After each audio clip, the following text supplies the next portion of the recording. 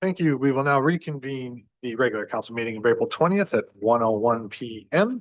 We are rising from closed session with a report, and the report is the following. The council declare 5 Center Street PIN-0440 and 3 Center Street PIN-0413 as surplus land with the intention to dispose of the lands, but retain an easement for the purposes of establishing a public lane over Part 2 on the draft reference plan as per the disposition of land bylaw number 2016-07, and to proceed with the disposition of said lands with the real estate agent and to report back to council on offers received for consideration. Mover and a seconder for that report. Moved by Councilor Burns, second by Councilor Natchoff. All in favor? That is approved. Next item is 8.1. Ms. Levy Smith is here from the the Otonabee Region Conservation Authority for a presentation. Welcome. Thank you, Mr. Mayor and council and staff for having me today. I appreciate the opportunity to present on a few topics of interest for you. So next slide. So I did want to just touch on the Trent Coalition appointment, also the Millbrook Dam work that we would like to do this year with your staff. And also in a conversation with your CIO, I thought it was a good opportunity to talk about the consolidation of the conservation authorities that's going to happen. And I just want to do a bit of a shout out to everyone here around Saturday's Earth Day events. It was a wonderful day and we were very happy to be a part of it. And we hope that if you continue to do that, you'll allow us to continue to participate. So this slide here is with respect to an appointment for the Trent Coalition. And we have asked all of our member municipalities that participate within the source plan to do an appointment. And I understand that council might have a motion with respect to this already. I'm happy to carry on. So the Millbrook Dam.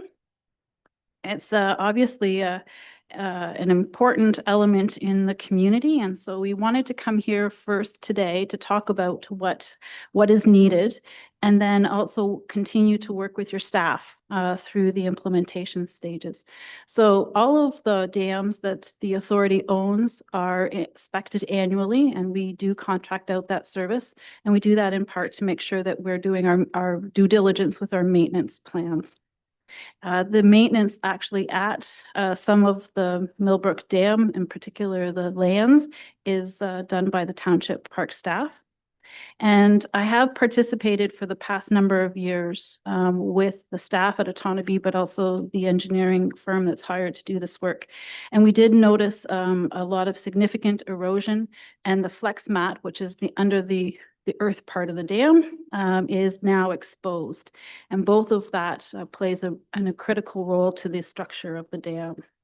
So we do need to restore the ground cover. We do need to repair some small animal burrows, repair the erosions, and install some protection in this coming season.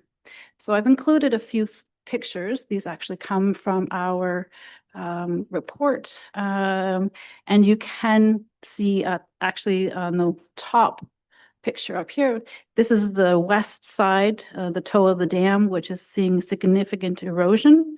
And then the middle picture, it's hard to see, but you can see the white coming through, and that's the flex mat in terms of things. And the top picture is actually, again, some of the erosion that's occurring at the dam. We did obviously have a lot of hot weather last year, and so it did exacerbate the actual erosion. However, regardless, we still need to remediate this work. And so just to highlight, again, we can get a little bit more specifics once we get to an opportunity to work with your staff. But we are thinking of having some nice split cedar rail fencing to fit with the aesthetics of the community, to help protect the area while it recovers for things. And the next slide actually can show, I've just highlighted in yellow. It's not like the split cedar rail is going to be yellow. But up at the top of the dam on the west side of the toe is actually is where the erosion is happening. So we're looking to have the split cedar rail on both sides to help people down the path and stay on the path. And then on either side of the dam is actually where the erosion is occurring the most and along sort of the middle part. When you get over to where the cars are on that side of the hill, so the hill itself is actually a real, that it is part of the dam, right? Most people think of the concrete that's there, but it's actually the whole component is the dam.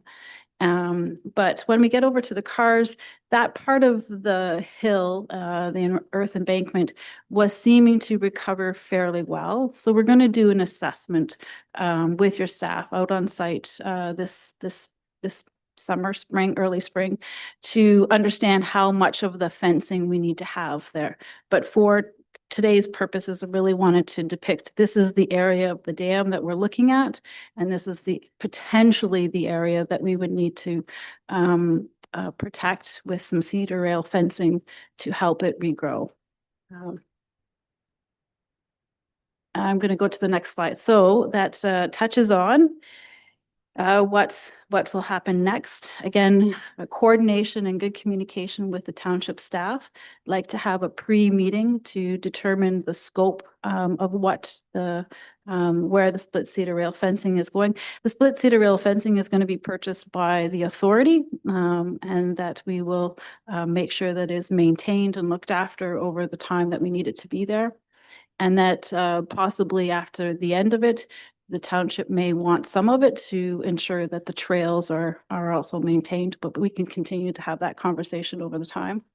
We also want to make sure that any public communication that happens, so it might be obviously before the split cedar rail fencing is put up, but also on site. We have some really good interpretive signage already prepared that will talk about why it needs to happen.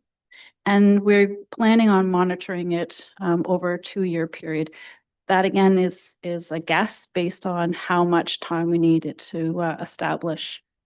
We've also had the ideas of possibly using different types of planting, like native planting and or wildflower plantings put in there into the actual area that needs to regrow. That's something that we're very much open to. And that's also involving a local school in the project. We do many school projects or programs with schools, and locally there would be a great opportunity for a partnership as well there. So I'm just going to pause and see if there's any questions with respect to that. It is a big change, and we wanted to make sure that council was aware of it. And again, I do want to emphasize that we're working very closely with your staff. Yes, so I had a few questions. I think I'll go to the rehab work. So just for one, just from a functional standpoint, my only concern with the fencing is that, you know, it's kind of time appropriate because we have the fishing derby coming up this Saturday. But obviously, you know, with trout being, you know, utilizing current and the ruffle from the dam works, you know, you're constantly seeing kids and adults fishing along the corridor of that descending bank. I'm sure that's a part of probably contributing to some of the erosion around the one footing there, but I just worry that, you know, you can put a fence there, but it's, you know, I think having put up a fair number of these sorts of agricultural type fences, they're pretty easy to move and they're pretty easy to damage. And, you know, I'm sure it's not the intention for Orca to constantly be sending people out there to put the posts back in or re-tie them together, sort of that. So I kind of worry about excluding or really blocking off that area. I know from a safety standpoint, there's a railing there already. So, you know, don't see many people dangling over the railing, but it is kind of a well-used thing. And I've often thought that, you know, and I know topography is not on our side, but other than the island and, you know, the parking lot area, you're kind of really restricted from that area of the water, which is kind of, because it has more depth than the pond to the top of the dam. It's kind of a shame that it's so kind of isolated from any sort of traffic. So I guess my comments were, one, about sort of the fencing, are we really trying to prohibit any sort of utilization along that corridor? Because it is fairly significant and it can, you know, maintain the weight of kids and people that are trying to use, you know, and enjoy the waterways from a fishing standpoint. But is there any, and also I guess secondary, I don't have any issues with the abatement work. We know it's a structure. We know it's, you know, kind of got to do what it's got to do. But in that area by the old mill, like, it would be nice to see, I mean, it's not within our jurisdiction, but it'd be nice to see more an ability to utilize or have proximity to the water than what's there now. Because we do have people that, will just walk down there, cast a line in and on the crates of rocks and things like that. And I don't think that's ideal. And I don't think that's as safe as it could be. But I know that there's building constraints and, with floodplain, et cetera. But, when you think of people building boardwalks through wetlands, there are ways to do things that could, provide better access and proximity to that water course for just a general enjoyment, rather than kind of putting up fairly temporary and not, solid fencing that is going to probably see a fair amount of wear and tear from people just walking over it, climbing over it, or trying to get to the water, which is, we don't have the benefit of some of the other municipalities in the county of having the abundance of waterfront. So we have very little, and especially in the village. So it'd be nice to have access to it a little bit more to enjoy it for those purposes. So I don't know if there's any feedback on any of those two things you have at this point. No, Mr. Mayor, I really appreciate the comments, and I think that's why I'm here, right? Is to get these comments now and the feedback now while we're planning this in terms of things. We certainly understand and balance that as an authority, right? The recreational opportunities alongside with the environmental protection work that we do. So I did take some notes, and I'm going to see how we can problem solve and find some ways around this. I do think that there might be actually some opportunities to talk about what might this look in the long term as well as the temporary work that we need to do here today. Yeah, it'd be great to see it because, I mean, the municipality made a significant investment into the dam and, you pay for what is a significant dam and you really have no controls and no ability to benefit from it. And I specifically think that that pocket by the old mill would be a great asset to the community if there's some ability, whether it's a boardwalk or even just a pathway that could potentially lead into some sort of maybe a staircase going up that side of the dam. It just makes it functional. I know that's not meeting all the accessibility standards, but if you have accessibility issues, you can come up the other pathway. So there is an accessible way of accessing it. So those are the things that stood out to me when I was looking at the mapping. So if you can take those back and if you can have, oh, sorry, I'm still on, so I got to go off for you to go on. Sorry about that. But yeah, I appreciate you taking those comments. Councilor Byrne, question? Did you want? Sorry, I just wanted to say I appreciate the comments and I did take some notes and I can understand where the points that you're coming from here. And I do hope, yes, the authority does have that ownership piece, but at the end of the day, it is a community asset. And so we want to be able to partner. And I deeply appreciate the partnership that we do have. Councilor Byrne? Through the chair. Yeah, I kind of agree. There's some better areas. I don't know whether this fencing is going to be something for the young people who just want to climb on and break. But I'm curious about who's going to pay both for the signage and the fencing. It was in our 2025 budget for the authority to pay. Yes. Follow up, and then I'll go to Deputy Mayor. Through the chair, on the one page there, you talked about anticipated 2 years. Is that ongoing monitoring for 2 years? Or you're expecting this to take 2 years to implement? Or what were you referring to there? Through you, Mr. Mayor, we are going to do some ongoing monitoring of the site many times throughout the year. And we have a variety of ways that we're planning on doing that. We're anticipating that it's going to take 2 years for this to reestablish. But that's a guess at this point. Deputy Mayor? Through you, Chair, to Slava Smith. Thanks for bringing this to our attention. I guess we spent a lot of time and energy on this dam and we want to make sure it stays in place. I guess my first question, I guess, is I understand the concept of the fence. How do you sink fence posts into it? I guess, and I don't know whether we got to that level of detail yet, but I mean, if it is already kind of got the armor cladding on it, how do you drill through it? And my second comment is just simply, I think a couple of good fishermen might give you some perspective on how to set something up over there. Through you, Mr. Mayor, yes, I do have some good fishermen on my board. So for sure. We have a number of, we have about 3 different designs of the split cedar rail fencing, which again, we would like to have an opportunity to talk with your staff around that. And there are actual ways to anchor some of this in so that it is very secured. I have done this a few times in my past. Councilor Brand? Through the chair, the other thing I'm concerned about is the actual spillway itself, the condition of the concrete. It started flaking off fairly early after the renovation was done. Is there anything that you're looking forward to doing as far as that surfacing of the spillway? Through you, Mr. Chair, Mr. Mayor, sorry. Not at this point. We do monitor that very closely and there are no concerns with respect to that. What we do have on our radar is to do what's called a dam safety review. And that needs to be done now that it's built and now that it's at that age. So that would be our next step. And that would identify if there are any actual structural issues. At this point, there are none. I think we covered some good ground there. You want to continue on with, I think you're going to talk more about the consolidation. Thank you, Mr. Mayor. So I did include a lot of information here. My plan wasn't necessarily to go over everything today, but I'm also very happy to come back. Your CIO knows where to find me if you want to hear more. So I did create some links. Obviously, this is something that the provincial government is moving through. It is the consolidation of 36 conservation authorities into 9. Originally, it was 7 and now it is 9. And they are very much on track with this consolidation. So those are 2 good links that I'll talk a little bit more in terms of things. So first, what they did do is create an agency. And this agency is actually a throwback to many, many years ago. There was actually a branch at the Ministry of Natural Resources that was for conservation authorities.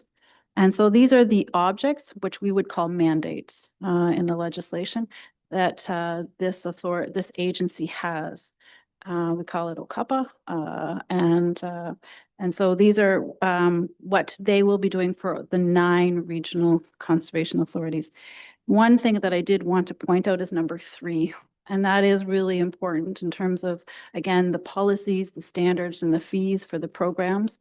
They are very different among all of the conservation authorities. We know that. On the second page, on number 7 and 8 are also very important. So we do know that this is going to be high on the agenda in terms of the standardizing of the permitting program. It is something that, again, the provincial government is very, very interested in moving along, and then also using a digital strategies. So what we understand is that there'll be a digital portal, whether there'll be 1, whether there'll be 9, we're not quite sure yet. And that permits will be fed through this portal. This portal will probably have AI attached to it. And it will make the entire process efficient and consistent across the province. That's the goal. I'm going to keep going. Again, I've included a lot of information here. So this map shows the 9 regional consolidated conservation authorities. They're from any size, from 2 to actually 1 is at the top. That's one of the major changes. And then down southwest is also another change. So we are Eastern Lake Ontario Regional CA. It has, so I'll flip to the next page. Again, it just is the Conservation of Ontario map that shows all of the different conservation authorities within it. For us, we have 7 conservation authorities. It gives you a good sense of the geography in terms of the size. I'll go to the next slide, please. And those are the 7 conservation authorities. I believe we are the only 1 that has 7 consolidated. There's another one that has 6, and then 5 and 4, and 1 and 2. in terms of things. It has always been 7 it just changed from having one to another. We went more east, if you will. I'll go to the next slide. So this is talking about the transition. We do have regular discussions with the Ministry of Environment, Conservation and Parks, that's MECP, which is the ministry that we report to. And they have prepared a number of steps and things that we need to participate in. One is what they're calling a roadmap that the transition committee. So we're establishing the transition committees, and they will come together and they will prepare what's called a transition plan. I will also highlight the last bullet, which is the watershed councils. So we know that each regional conservation authority needs to establish one. That's in regulations right now, it's one, but that the board of the new board can establish as many as they would like, but it's mandated that they need to establish one. So this is an opportunity where residents, elected officials, partners, leaders in the community can participate through the watershed councils. We will hear more about what the terms of reference would be for these councils in the legislation come the fall. Is when we were told we'll hear more about size, scope, term, objective. So that there is at least some consistency in terms of the mandates. The governance is one that I have been asked quite a lot about. Again, it is in the legislation right now that is being moved through the House. So we are moving from up to the upper tier. I don't particularly like that term, but that's from my time being in the municipal world. But to the county level and to the separate cities, single cities, is where the governance is now being moved to. And so this governance will be established. They're looking for February the 1st. That's the date they have in legislation right now. So there will be an election in end of October. Councils will be established. The representatives to Peterborough County will be established. And among many things that they will have to do is appoint their representative to the regional board. It does not need to be the warden. It does not need to be, it just means they need to appoint who they choose is the best fit to sit at their board, at the new regional board. How the members are going to be determined in terms of the numbers that are sitting at it's still representation by population, and they're still coming with the formula. We hope to see that in the spring, this part, which is obviously, there's a lot of interest and eyes on this part. I'll go to the next slide. And then again, a little bit more. So again, these slides I have pretty much taken from the MECP slide decks that we have. They are, again, the members are appointed for 4 years and they're allowed to be reappointed, and the chairs and the vice chairs, which is pretty much the same right now in terms of things as well. And I'm going to the last slide. So one of the most important things I want to be able to share is that at Otonabee Conservation, both for the board and for the staff, is that we are here and we're going to continue to provide the excellent customer service that we are known for, so that you can rely on us, and that we have program stability, meaning that everything is going to continue and flourish and continue to grow. And that will, I'm happy to come back at any point if you would like to hear more around it. So the next steps in terms of the provincial government is, the first bullet is us. The second is the provincial government, is that the budget bill, which is all of what I just shared is wrapped into that bill, is moving through the House. It will have royal assent shortly. Then they will do the appointment of the project executive, which then also will become the regional CAO for a 2-year period. The transition committees will be appointed. They'll develop a plan, And then I had prepared this slide deck before. So we were told originally that the CA boards would dissolve once the election happened. We just found out that the boards will continue to sit until the regional board is appointed. So my representative here, Councillor Deputy Mayor Huntley, will sit until the new board effectively is reappointed, is what we were told, which is the current practice. We were just, and then obviously there'll be the reappointments to the board. And I believe that's it. I'm happy to answer any questions that you might have. As you can imagine, this is an evolving topic. So again, I'm happy to come back at another date if you wish to hear. I always enjoy coming to your council. Well, I know it's early days with regards to the consolidation, so I'm sure there'll be more information to share as that continues to move forward. So thanks for that. With regards to the consolidation, I think one of the things that concerned me, and I don't mean to put you on the spot, but it's a bit inside baseball, and maybe it's too early to tell is a fair comment, just to preemptively give you an out. But I think one of the things that was most kind of flabbergasting to me was the announcement about the $3 million set aside annually. Like, with the amount of transition that we're talking about going down from 36 to 9, and the suggestion that that can easily be accomplished under a total allocation of $3 million a year, it seems fantastical to me, having been a part of the merging of 2 health units, that we just went through. And there was, I think, more to the tune of $20 to $30 million set aside for that amalgamation, which was simply just 2 units doing very similar provincially mandated services.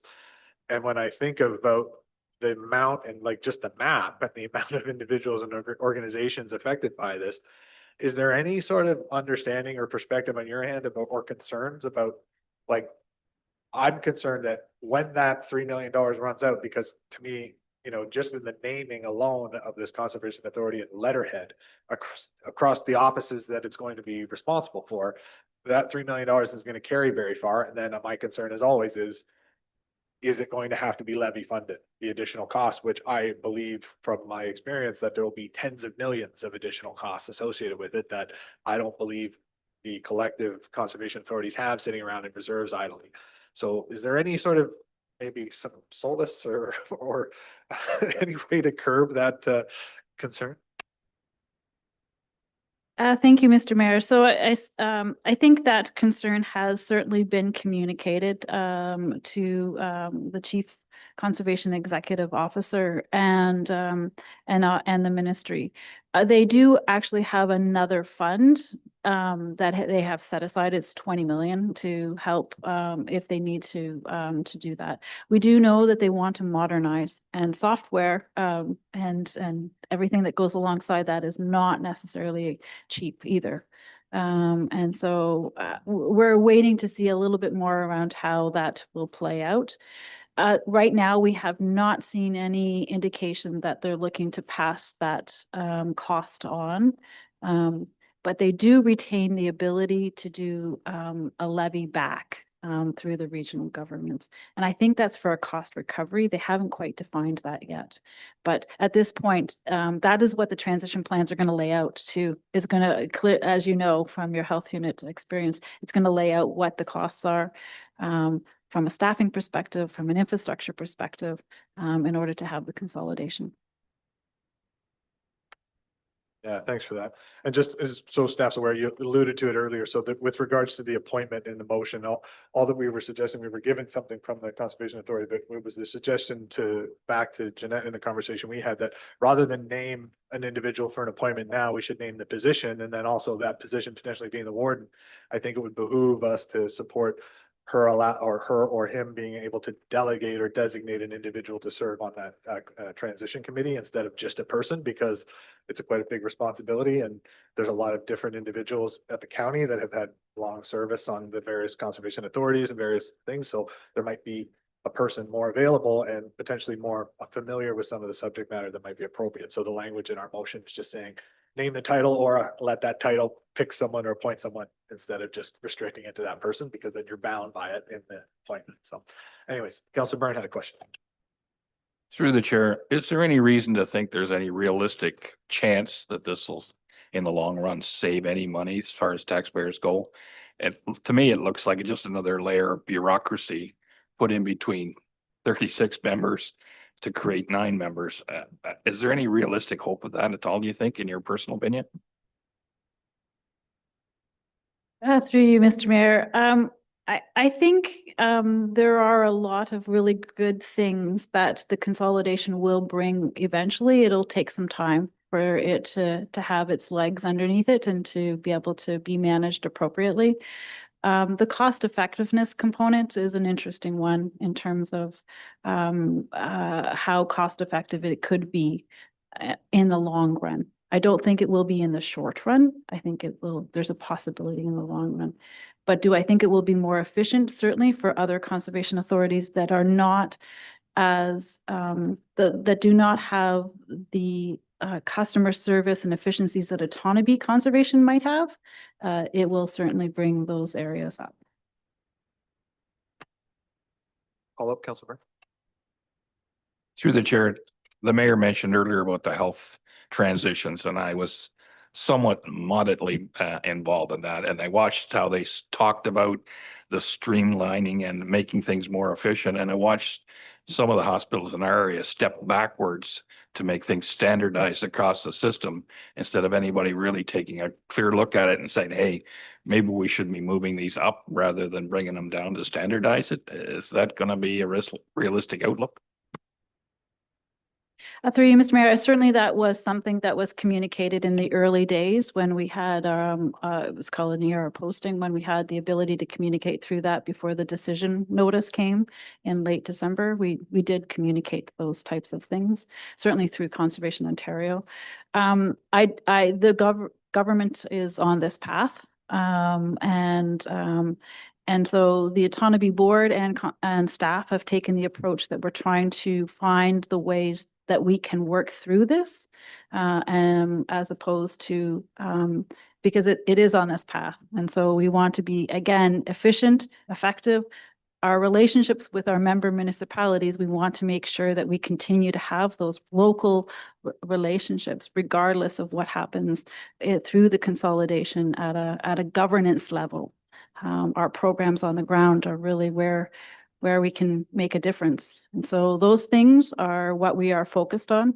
I can say the staff morale is good, which is another positive thing in the sense that when you have these large scale transitions, it can be difficult on the staff, but we're in a good place to try and find that path through those things. Not all conservation authorities can say that, unfortunately.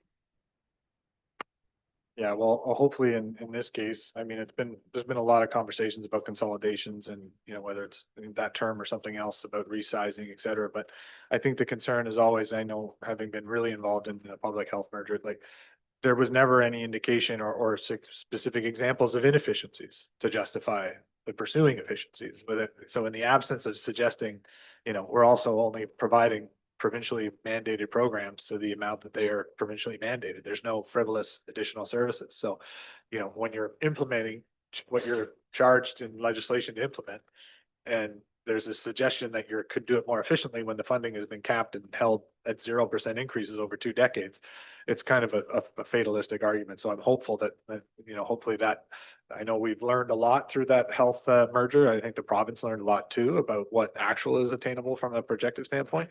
And yeah, I think some harmonization makes some sense, being a municipality that has 2 conservation authorities overlapping. You know, that there's, you know, there is potentially some inefficiencies there, but or duplicities that could maybe be rationalized. But I think the concern from my standpoint is when you look at the size of that map and the size of the area and the amount of municipalities that are trying to process applications and meet the deadlines that are being imposed on us again from the province, you know, we can't process them for other agencies. And adding catchment areas of the, you know, bigger than some provinces and countries, when you look at the size of the geographic area, that's a big responsibility with a lot of people be clamoring for attention. And like you said, for those that are doing it well, there's only so more efficient you can get. And unfortunately, those are going to be amalgamated with potentially less efficient. So in the aggregate, you're not really more efficient in the aggregate. But anyways, Councillor Natchon. Thank you through you, Chair. And good point, by the way, Mayor Graham. With my position here on council, I have the opportunity to sit on the GRCA board.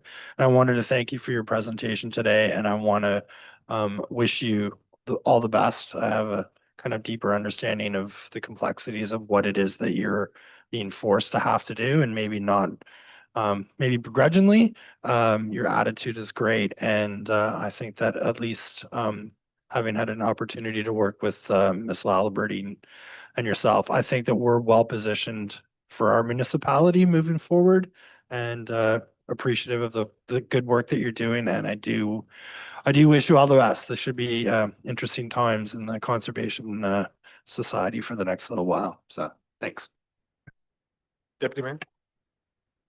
Through you, Chair, just kind of on that same vein, I mean, this is a massive amount of change that I'm sure you didn't ask for, but you're navigating it like a champion. And I'm not sure how much people do know, but the work you've done at Autonomy to keep the staff morale up and keep ahead of the ball on this one, well ahead of many of those other conservation authorities is absolutely amazing.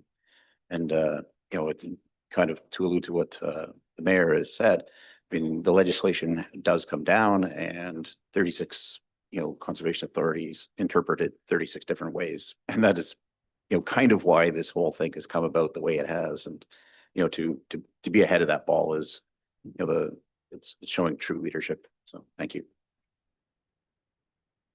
Okay, seeing no other questions. So there's two motions with regards to the presentation. I'll just read those so council's aware. So firstly, the council received the presentation on updates from Ms. Levy-Smith and with regards to the Autonomy Region Conservation Authority for information, and that council support the reappointment of the warden or designate to the Trent Conservation Coalition Source Protection Committee.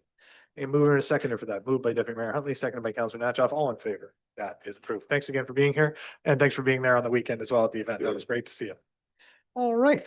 Moving on, our next presentation, Mr. Doug Sakosha, Kevin Jones are presenting with regard to the County Road 10 Municipal Class Assessment. Welcome.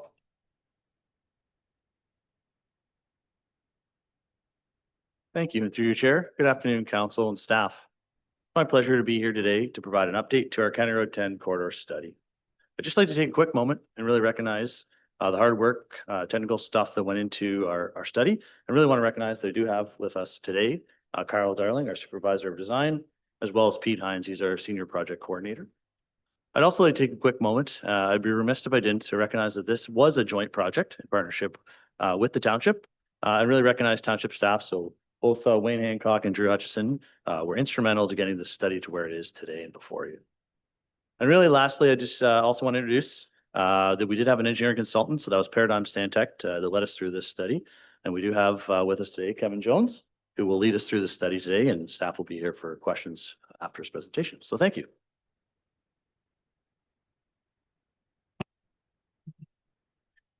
Thank you for the introduction, Doug. Mr. Mayor, members of council, I'm pleased to be here to give you a presentation on the County Road 10 corridor study and sort of what we did in the study and our key recommendations going forward.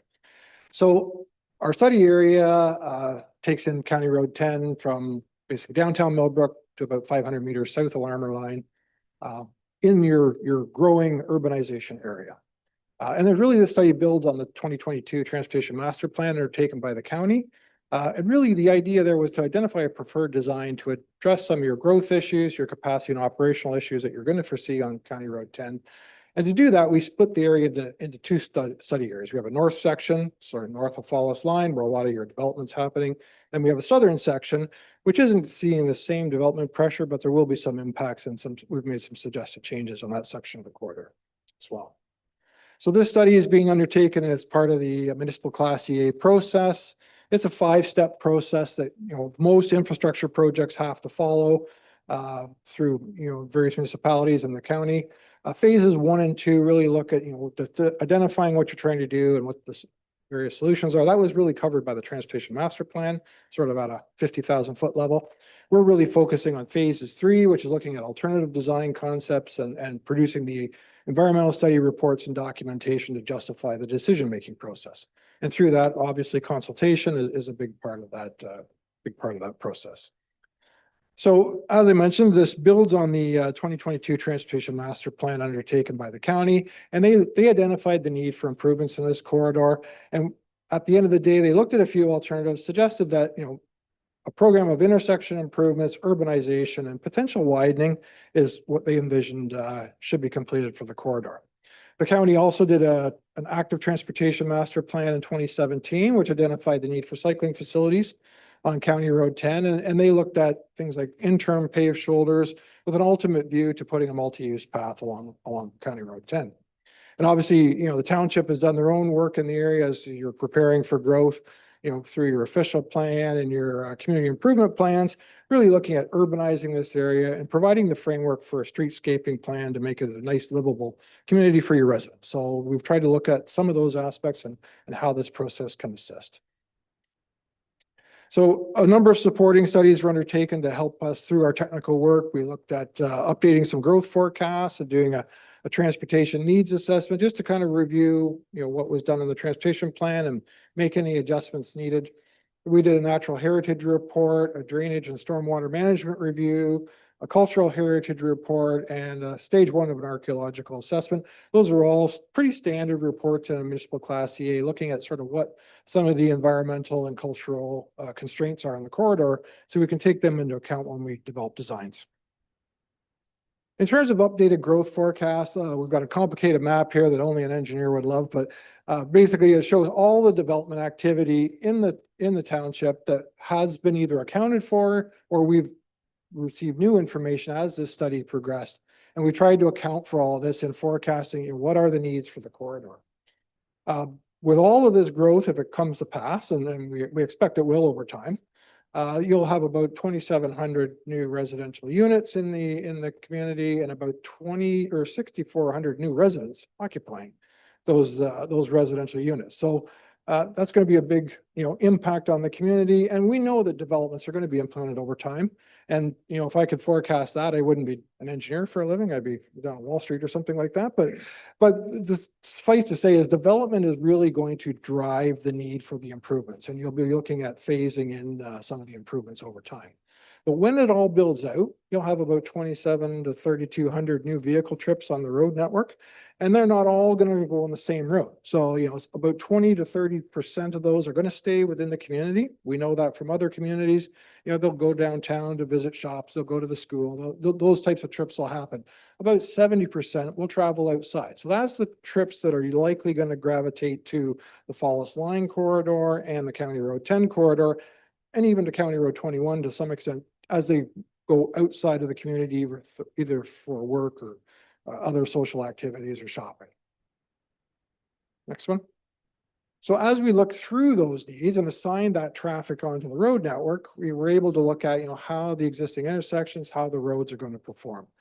By 2051, we do foresee the need for widening on County Road 10 to the north of Fallis Line, given all the development activity, which is actually more than was envisioned when the Transportation Master Plan was done. So that's something that always keep in mind is growth forecasts will change over time as new development opportunities arise and those opportunities come forward. So the county is prepared to do a separate Class EA study for that section to the north of our study limit. That will be done as a separate project, but we did do some of our forecasting to kind of inform sort of what the needs would be in that area. By 2051 in our study area, traffic signals are going to be required at a number of the intersections just to handle some of the interactions of traffic, mostly in the new development areas. But in downtown Millbrook at the County Road 21 intersection, we do foresee the need for traffic signals there to replace the all-way stop. And that would just be a little more efficient to be able to process traffic volumes, but also your pedestrian activity and so forth at that intersection as demands grow. Fallis Line, Highlands Boulevard, and Larmer Line will all require signalization in the future that we foresee. And even both the ramps at the Highway 115 interchange will likely require signals in the future as well. And what we did identify through there is that as traffic volumes grow, the addition of turning lanes will be a nice strategy to help preserve the operation of the intersection, make it work safer, reduce collision risk, and reduce delays. So you'll see that reflected in some of the design work that we'll talk about. In terms of some of the existing conditions, we also looked at natural environmental features in the area. You've got a number of heritage features. some wetlands, some tributaries, significant woodlands, species of risk habitat areas that we needed to, account for in terms of, what we're doing, how would it affect those areas, are there impacts? And then what can we do to mitigate any impacts that we do find? Similarly, cultural heritage was looked at in terms of heritage buildings, heritage landscapes. There's about 22 previously known built heritage resources in the area, and a couple of cultural heritage landscapes were identified. And that sort of, most of those are down in the south end in your downtown area. And that also, influenced the way we approach some of the design, where we're trying to really minimize impacts to some of those properties as we go through the design process. Archaeological areas were looked at, stage 1 assessment, which is really a desktop exercise to say, where is there potential for archaeological resources? We were going to do a stage 2, but a lot of that area is under development. So the developers are doing that as part of the development area. So we didn't really repeat that. There may be some missing areas that will need to be addressed in the next stages when you get to detailed design. But we have 2 cemeteries in the area, one just north of our study area that we were asked to look at by the province, but also the cemetery at the corner of Falls Line and County Road 10 played a big role in some of the design issues that we had to resolve through the study. Next one. So based on that, all that background work, we identified the key problems and opportunities for that study, which is really, high traffic volumes due to new growth. Traffic congestion is forecast of a lot of the intersection. The map there shows sort of the conditions, and red is bad, green is, really good operations. So, most of the problems will be up in the north end of the study area, but there will be growing pressure in the south end as well, mostly through additional traffic volumes. So it's just going to make it a little more difficult to get in and out of the existing entrances, but there's not a lot of growth driving demand at those. So they'll still continue to operate well. We did identify a number of issues with sight lines at intersections that we needed to look at. And the rural roadway design really promotes high speeds. And part of our design is looking to the future to say, how can we control that as we go through the design process? So as we went through looking at those problems, we went back and looked at a few of the alternatives. Obviously, we have to look at do nothing that's required as part of the process. And it's really a benchmark to compare other alternatives to. What we landed on is really a mixed set of alternatives. So in some areas, intersection improvements will be fine. We do look at the need to urbanize the roadway. That will give you a number of benefits I'll talk to you later. And widening County Road 10 where needed to support that longer term growth. But providing a new route or doing nothing wasn't really carried forward as a viable alternative.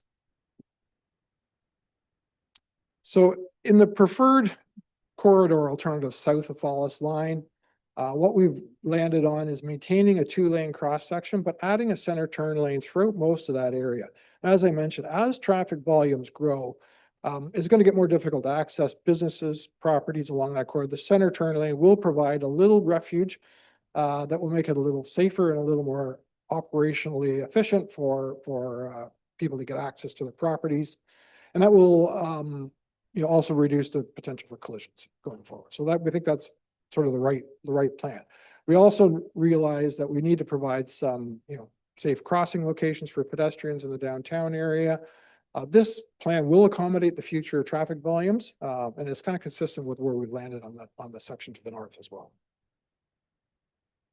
And to the north of Falls Line, again, as an interim measure, we're suggesting a 2-lane cross section with a center turn lane is going to last a long time. It will give you some dedicated space for turning vehicles at intersections. Will make them work and make them last longer. Usually your intersection will fail before the roadway needs widening. So making sure the intersections have capacity to process the movements going through them will really give you a lot of longevity in the corridor.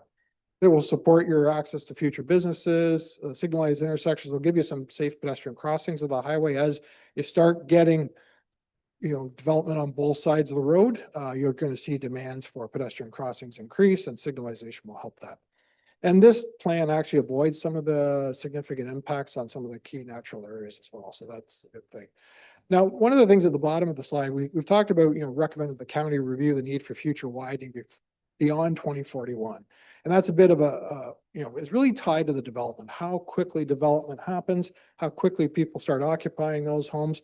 That will drive when the need for widening happens. We see this towards the build out of your development. So it could be as long as 2051, depending on the pace of development. So putting in a year on when that widening would be needed is a little difficult because it will be driven by how quickly the development happens. So we looked at a couple different design concepts as we've gone through the study. How do you organize the space in the right of way? We looked at a rural cross section with ditches. We looked at urban cross sections with sidewalks and on-street cycling facilities. Where we landed is a sidewalk with a multi-use path, which is consistent with what the active transportation plan recommended. But what this does do is it really provides facilities that are suitable for all ages and abilities. So a multi-use path will really serve the school, the community center, the arena. People that want to walk and cycle to those facilities, they'll have a safe opportunity to do that, whether they're riding a bike, pushing a stroller, or using a scooter. And that's why when you see the design, the multi-use path is basically along the west side of the roadway that will serve a lot of those activities, the school and into the downtown. It also requires less space with this type of design than having a separate sidewalk and some on-street cycling facilities. So we've minimized the footprint impact of the improvements. And also utilities is a big consideration because it's costly to remove and move poles, particularly the high voltage power lines. So that was a big consideration as we went through the evaluation. So in the south end, this design has attempted to try and minimize some of the impacts. But there are some changes that will be required as part of the plan. We are envisioning traffic signals at County Road 21. Not really any other changes down at the intersection. The existing configuration will serve traffic volumes, with signalization to help make it a more efficient operation. We are suggesting a center turn lane there to provide, improved access to some of the properties and the commercial facilities there. That does require a bit of a shift in the on-street parking. So right now you've got parking sort of on both sides of the road, south of Center Street. When you put the center turn lane in, you push the lanes out to the edge, and that's where the parking is. So what we've suggested is flipping the parking over to the east side of the road. That gives you the space that you don't have to reconstruct a lot of the roadway to do this, and you still have the parking preserved. It's just on the other side of the road. Now, that's an area that, as you get through implementation, you start doing detailed design, the county can certainly look at, design refinements to minimize that, but that's sort of what we're suggesting as an opportunity to fit within your existing platform and not result in property impacts. We are suggesting a few site triangles be implemented at some of the intersections to improve visibility and safety, and the county will look to, explore that as we go through either acquiring property or having it dedicated through redevelopment. Also a potential consolidation of entrances at the commercial plaza to try and to see if we can reduce the two entrances to one and make it a little more effective for accesses at that development. That again can be looked at during detailed design. A couple areas we have identified the need for retaining walls, small ones, but just to avoid impacts on property and having to regrade the whole front yards of property. So that's something that will be further explored during detailed design, but we've identified a few areas where that would be potentially required. As you move up a little bit further up into the area by the school, of course, the center turn lane will improve safety at the school entrance. You'll have turning abilities at all the entrances, so you're not blocking traffic and people trying to navigate around as you're waiting to find a gap to turn. We are suggesting relocating the school crossing from sort of at Centennial Lane up to the north entrance of the school. That will align across from the pathway coming in from the subdivisions. And it's a good spot from a visibility point of view, and we think this will align nicely with where the school entrance is. We are suggesting upgrading that crossing to provide a pedestrian crossing, a formal PXO at that location. It will be a level 2 type C, which has sort of the rapid flashing beacons and overhead signing over the roadway to bring highlight to the pedestrian crossing facility there. The multi-use path will go on the west side of the road, as we've suggested. The width will vary as you look at the constraints in the area. We think about a 3 to 3.5 meter wide path will work in this section. Ideal would be about 4 meters wide, but recognizing you don't want to be removing a lot of hydro poles, so you might have to fit something in a little bit smaller. And did identify a potential driveway relocation for the residential property on the corner of Centennial and County Road 10. Just because of adding the center turn lane, it might make it difficult for them to use their driveway effectively, but relocating that driveway onto Centennial Lane would provide an effective solution, which gives them a safer way to access their driveway and not sort of be in the middle of turning lanes and all the activity that those turning lanes will create. We've also identified a couple of new potential retaining walls to avoid impacts to property, and that will be further assessed during design. Up at the north end of the south end, up by Brookside Street, we are continuing the turn lane up to Brookside at the north leg of Brookside. In there, there's an existing sidewalk on the east side of the road that I think the township actually recently built. We found a way to preserve it. And this is an area where we got some feedback through the study, because this is the area where you come down the steep hill. And one of the concerns with multi-use paths and is that on steep grades, cyclists are going to go fairly fast. And if you got dog walkers or pedestrians there could be some conflicts. So we looked at that in a little more detail. We came up with a solution where you can maintain your existing sidewalk and put the multi-use path in, giving some separation for users. And that will be a safer design and operation. It maintains the investment you've already made in the sidewalks. That can fit in with some variations on the design treatment. So we've looked at that to be part of the design. In here, there's also another potential retaining wall on the east side of the road to avoid impacts to the water course there, which will have to be looked at in a little more detail during design. In the north end, some of the key features of the design, obviously we've got the cemetery on the corner that we really had to work our way around. We don't want to impact the existing retaining walls or anything there with the cemetery. But we still have some major improvements to account for. So we're putting in traffic signals and turn lanes at Fallis Line. Most of the widening in this area will happen on the east side of County Road 10 to preserve the cemetery limits. We are providing a sidewalk on the east side of the road, and that will be set back to its future ultimate width, so that when you do come in to widen, you're really just taking out the curb and moving your lane. You don't have to reconstruct sidewalks and move a lot of the utilities. So trying to plan ahead for what you know is coming. The multi-use path again will be on the west side. The only area we couldn't retain it is in front of the cemetery. You've got a little bit extra width on the sidewalk there. It's a short section that we just couldn't risk undermining any of the issues in the cemetery there. We did have to put an alignment shift in here to avoid impacts to the cemetery. So we shift the alignment slightly to the east and bring it back to the west. It certainly fits within all the design standards. But that was something we did to try and minimize impacts to the cemetery and to minimize impacts on the development properties on the east side and maintain as much available there for development. Now, there will be some potential grading impacts on the east side and on the west side with the design, but that could be mitigated depending on how the development proceeds and what grading they put forth in their site plan. And I know that's under review with your staff. So that would be something that coordination will be required to finalize that part of the design.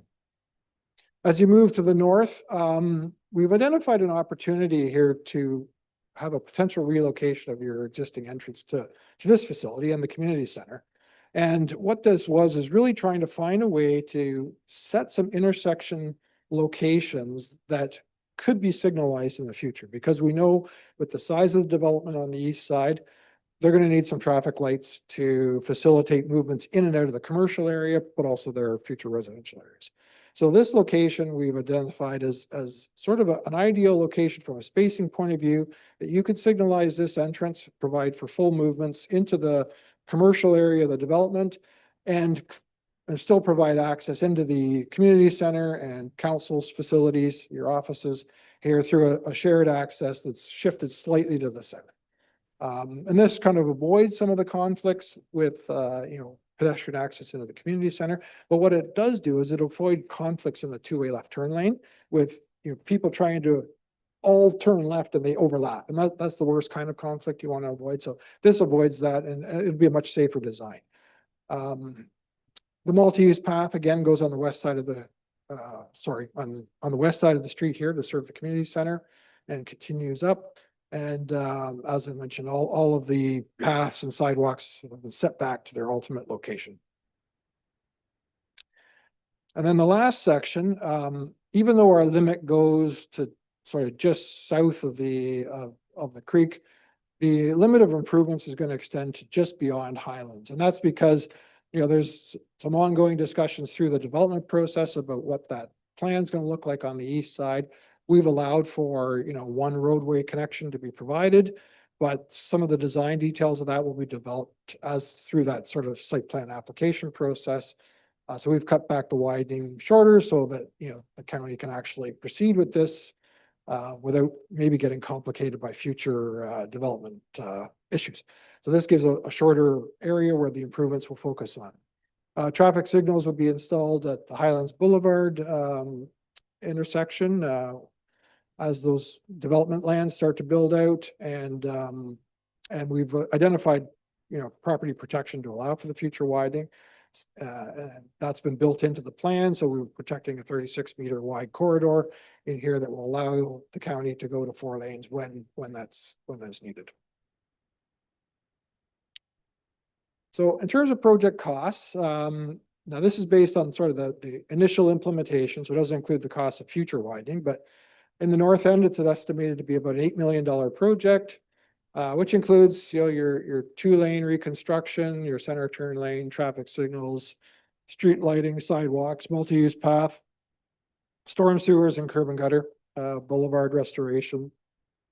Doesn't include sanitary and water servicing and any upgrades that you would need to do to, you know, as part of your own servicing. That's typically sort of a cost sharing item between the county and the municipalities to deal with. And it doesn't deal with any enhanced streetscaping that, you know, township may want to put in place as those plans develop.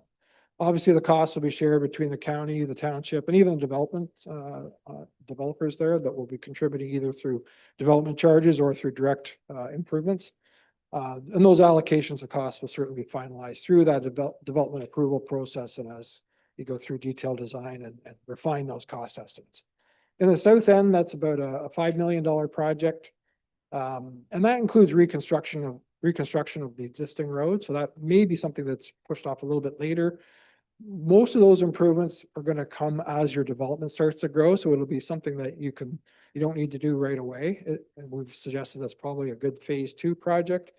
That includes your center turn lane reconfiguration, traffic signals, street lighting, sidewalk, and the multi-use path. And of course, those costs are going to be shared between the county and township according to sort of cost sharing agreements in place. So with that, we have prepared our environmental study report. I think it was attached to staff's report. We're looking for sort of endorsement to take this to county council and get their approval to post it for a 30-day review period, which is part of the Class EA process, where people can, you know, raise concerns if they do feel the need to. And then we'd be issuing a notice of study completion in the summer of 2026, which will allow this project to move forward into detailed design and implementation. With that, I would be pleased to take any questions you may have. Thanks for that presentation, Kevin, and thanks for all the work. And I know it was a very engaging PIC that we held at the CMCC. That was a lot of good feedback, and I see a lot of that has been incorporated here. So that's nice to see always. A couple questions with regards to more on the south end. I think I can think so. 2 separate issues. I'll go with one first. Maybe I'll go with the simplest one first. How about that? There has been issues historically, and this is a few years ago since they've been brought up, but they still exist being a county road, with the manor being where it is on Manor Street, conveniently named. There have been issues with, I think it's the pitch of the descent and the needing to sort of then hairpin turn to the right to go into the village.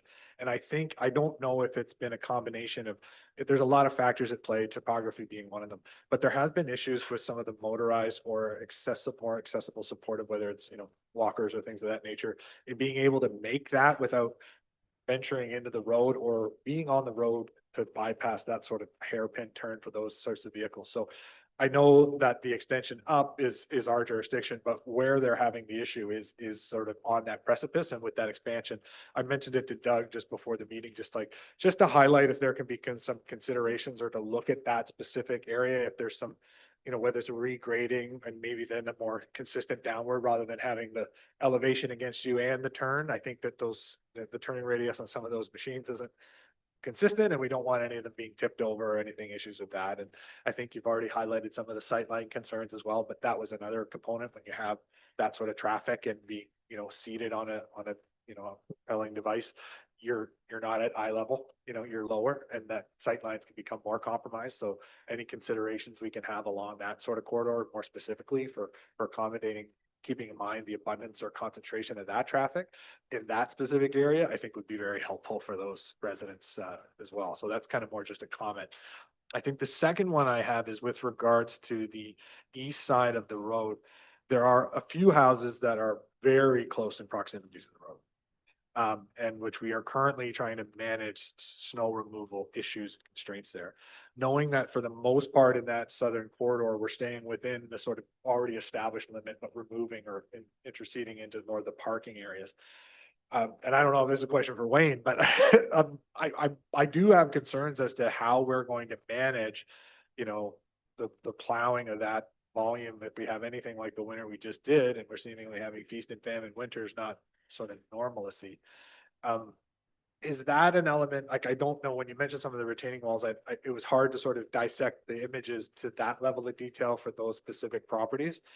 But I had to raise it as an area of something that we need to consider at the two levels, both, from an understanding of how we can come up with a strategy given the changes for those, I'm going to call them pinch point areas where we have a volume issue and a proximity issue that we don't have yards. Like in the one instance I can think of specifically, I mean, this house is very close, that you could completely understand that even in not enough, like we're not talking inches and inches of snow, that snow could easily end up against their house, breaking windows with rocks in it and all that stuff. That's obviously a real concern, especially when we're talking about managing the expansion. So I just kind of needed to highlight those two issues. I'm not sure the retaining walls might help in some properties and it might not be an impossibility when I can think of the one specifically that is so close, there's no space for that.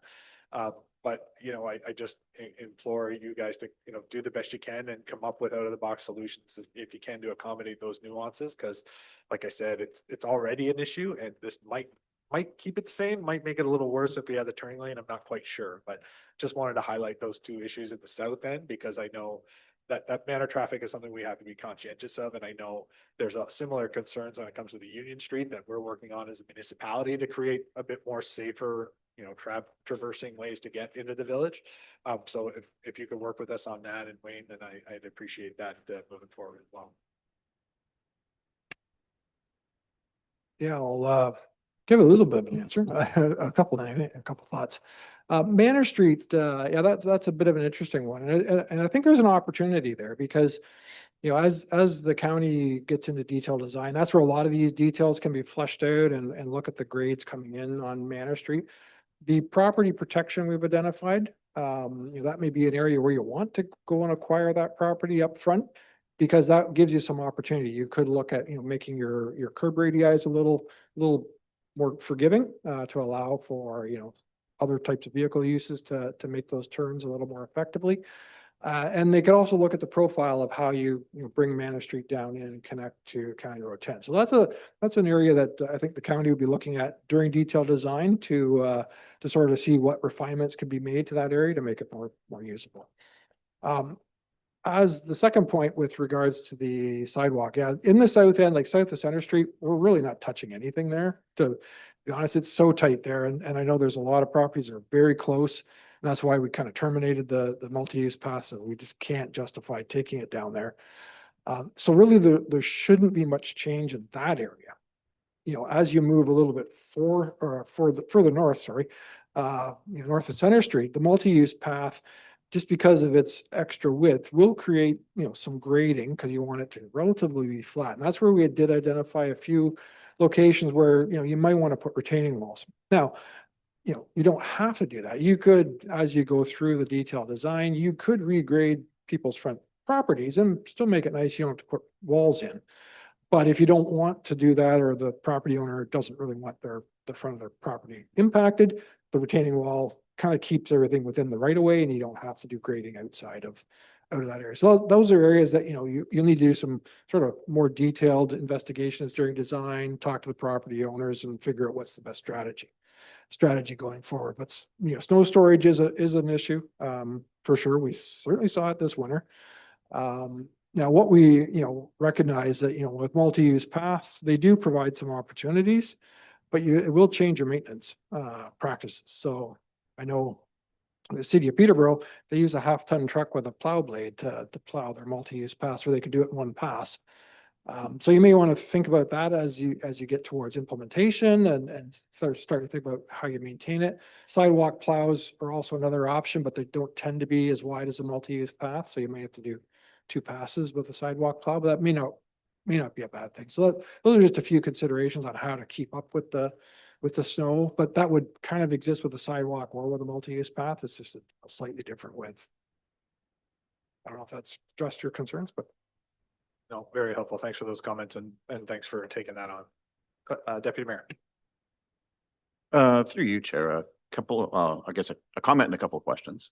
First comment is, I really like the redesign for the entranceway to the CMTC and the township office. Like, that makes a lot of sense and kind of cleans that up a fair bit.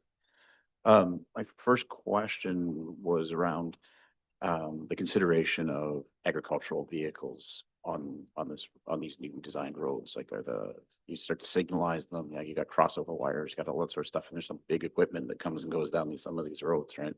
So I want to make sure that was accounted for. And my next question is, with the multi-use path, like, it just kind of ends and it just dumps out, right? Like, in kind of a weird spot. And just, is that the best way to kind of handle it? Like, it just, I don't know. It just doesn't seem right when sidewalks just end in the middle of nowhere. Same thing with the multi-use paths. Anyway, any thoughts behind how to handle them? Through you, Mr. Mayor. Yeah, those are great questions. And, we often find this in sort of urbanizing rural areas where there is still equipment. There's farmers that, need to traverse through the roads. We haven't done anything special for those types of vehicles, but, the lane widths we are using as part of the design are standard lane widths that you would have sort of on an arterial type of roadway. It's typical for any sort of county road in Peterborough County. There are some also opportunities, as where you have turning lanes at intersections. That'll make it a little easier for larger vehicles to navigate, because they can kind of encroach on the through lane and the turning lane as they're trying to make swings around corners and so forth. But we also recognize, this area is urbanizing and things are going to change, and it's not, there's going to be some sort of give and take, I guess, on both sides. And as this area gets busier and urbanizes, I'm not sure some of those larger vehicles want to be on County Road 10. They may not, in some cases, they may not have a choice, but the design will accommodate them, but it may not be the most comfortable place for all users, given that. The other point on the multi-use path, it's a good point. How far do you continue it north? My answer would be as far as you really need to. Right now, we've shown it and designed it so it can go to the north end of the study area. But in all reality, you may want to stop at Highlands and not continue it north until you see, is development going to continue to the north? Are there going to be other facilities to the north, as the community continues to grow? You can always add it in later. The design, has given you a right of way that will allow you to add things in later. And that may be something, as you look at the phasing, you may stop it at Highlands and say, we don't need to go north, until you get better clarity on what's going to be, how the land use is going to evolve. I think it's a good point that both points that Deputy Mayor brought up, but I think what concerns me about the agricultural traffic is probably the signalization of school. So if we can sort of consider that, because unfortunately there's, Hutchison Drive is a ways away, and there's not much of up north-south opportunities elsewhere. So, we know these equipments take a lot of fuel, and it can have a significant impediment. So if we can have that consideration for how we signalize that crosswalk at the school, there's not an abundance of agricultural traffic that goes up and down. That obviously the hill is significant in and of itself, but there's obviously trucking traffic that does, and there will be, I know there is a few combines and things like that of that nature that do go up and down. So if there's an ability or consideration to utilize alternatives that don't have that sort of short ceiling and but still light it up as best as possible, I think that would be the best in that regard. And then the only other thing, and you reminded me about this as well, and I do think we had a very thorough conversation about the CMCC. Maybe I take it too personally, but the one thing left that I just thought about to mention, because I think the location makes a lot more sense. The one question I had was how it connects to the municipal parking lot. And I think it might make some sense, and you can tell me if this is for a million reasons of legislation that I don't know why you couldn't, but it would make sense to me for that, the lane portion that comes up here.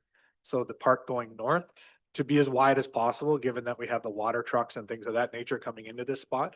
I would just hate to, if it's narrow, like kind of as it is now is what I see, you're going to have those vehicles turning into traffic theoretically that's coming down from the municipal office. So that if while we're doing it, just to avoid any sort of interceding, if there's any consideration for widening to sort of, I'm going to say to the east, if I'm looking at it correctly, that, you know, those lanes, just to eliminate any sort of wide turning that the vehicles are going to need, like the water trucks are going to go there. And like, we know that's a unique sign of traffic. So while we're doing it, if we just can accommodate as wide a lane to the north, I guess, as possible, I think that will just keep it out of any, you know, you're not going to have a lot of folks coming out of the municipal office to go to the CMCC, but you will if they're potentially pavement issues or they have a question or are making, you know, multiple stops on their way out. So I just think while you're doing it, if you can make it as wide as possible for that to accommodate that, it would make some sense too. Yeah, those are good points. And you know, this is kind of a representation of what the design will look like, focus more on the intersection. But you're absolutely right. As you start getting into where it connects, you know, that's something that can certainly be fleshed out and you know, revise as you go through the detailed design part of the exercise to say, you know, what would that appropriate width be on sort of the connecting road between the CMC and the council offices, and recognizing you got your water trucks that need to get back in there. So that will certainly be a consideration. That can certainly be dealt with during the design process. Making some notes. Thanks. I think the only other question that wasn't kind of answered, and then I'll go to other councils, sorry to keep going here, but is the, you know, we allude to the signalization, and I know that those are costly investments and there's a developer component of that that can sometimes delay those processes. I think where the signalization sort of concerns me the most is at that Fallis intersection. You know, unfortunately that stop sign is treated a lot like a yield a lot of the time. And given the sightline issues, like that's a real concern. So I'm just wondering, and I don't know if you're able to answer it, Doug, but I'm just curious, like, is there an ability, or other than just advocating for it, is there any ability to expedite that signalization to the forefront? Like you talk about phase one and the signalization components, but it's kind of just, it's in there lump sum, but I'm just wondering if there's any sort of clarity as to how we could expedite the most dangerous existing intersection now for signalization versus the process en masse, or if you could speak to that. Yeah, through you, Chair. Great question. So it's really highlighted here as an overall need, but at a staff level, and again, we're working with the township and county staff, through the development subdivision application, that is a condition on the developer, proportionally shared by the developer and the county. And so that will be accelerated in advance of the project for County Road 10. We're just more noting here kind of the ultimate design will have signals at Fallis, but that project you would see in the field constructed in advance of anything on County Road 10. Thanks, Doug. Questions, Councilor Burke? Through the chair, so extra lanes south of Fallis intersection is going to be a great benefit because now we're forced to have an intersection right at the crest of a very steep hill. So I expect a lot of cars to be sliding sideways, trying to get started going up the hill. So at least we'll be getting around them. I didn't see any mention of the culverts that might have to be replaced, that I think now's the time to replace them when it's dug up. Will you have the flexibility if you replace culverts to replace them all at once, or will you have to do half and half because of the throughput of traffic? Yeah, through you, Mr. Mayor. I'll take a shot. Doug may want to jump in, but typically as you go through the detailed design process now, they would They would look at the other parts of the existing infrastructure to see what needs to be replaced at the same time. So that would be an ideal time to consider, changes to culverts if they're in poor condition. As for, how they get done, that's really a staging issue, and there's different approaches, right? You could close the road for a period of time, do it all at once, or you could do it half and half and try and manage traffic around, depending on when the year is, there's different opportunities.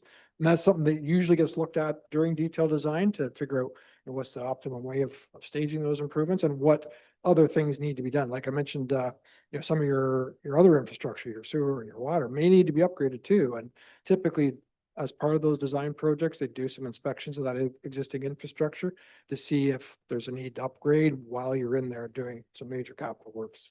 Do you want to add anything, Doug? Through your chair, great answer, Kevin.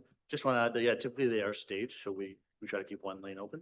So that's where you'll see throughout the day. We'll do half the culvert, then we'll finish that back to grade, open it 2 lanes at night. We'll do the second half next day. So a volume or for a road like this, we would never close the road for a cross culvert replacement. Through the chair while you're up there. So now we're gonna do the road construction right near the four corners, the four-way stop in Millbrook. To do the road service the way you want and the underground stuff that needs to be done, will that mean ripping out the existing curbs, or will they be able to be maintained somehow with the new road surface going in later? Take a shot through your chair. So it's again, that's a fairly detailed design question. Like without having those plans from, it's hard to exactly say. But my guess would tell you to get the conduit and the stuff in there, you're probably into some curb removal. There is underground directional drilling and stuff you can do to minimize the amount. But depending on where those pole locations are going to go, there's going to be work around that. So there'll be some disruption. I think the key thing we're trying to highlight here is within the existing road allowance. So we recognize that we're not trying to anticipate any impacts to those buildings downtown. I would just add to that our design has kind of been based on trying to maintain the curbs. So you don't necessarily have to remove them, but as you go through detailed design, you may find they're in poor shape anyway. You need to remove them, and that does give you the opportunity to address any drainage issues you may have in the area as well as you go through those updates. But through our work, we've identified that you can fit what you need to do within sort of the existing curb lines. Whether you end up replacing some of that infrastructure through the detailed design, that part will be identified. Follow up, Councilor. Through the chair, we've already talked a little bit about this, but to the example of bringing ahead the probably the street lights that follows right away, because they're going to be the biggest need. For the other 5 intersections that are going to revolve around traffic lights somewhere in the future, is it looking at that putting the conduit in the ground prior to the road being resurfaced, so that any time down the road when that requires to be done, it doesn't mean ripping up the intersection again? Yeah, through you, Mr. Chair.